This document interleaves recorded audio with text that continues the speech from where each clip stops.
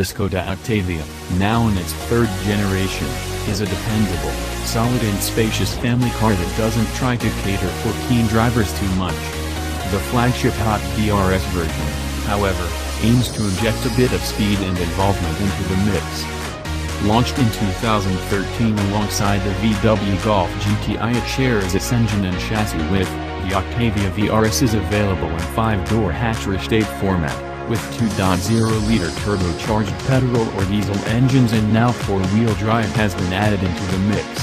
Skoda also offers a vRS 245, which adds an extra 15 bhp, bigger brakes, and electromechanical front differential and lots of extra equipment.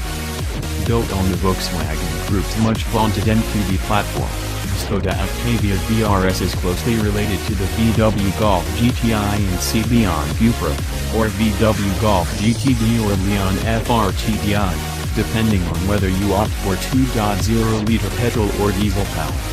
The 5-door hatchback Octavia is significantly larger than any of those cars though, making it a very appealing prospect for buyers prioritizing space and pace. If the already commodious hatch won't do the job in terms of carrying capacity, the Octavia vRS Estate almost certainly will.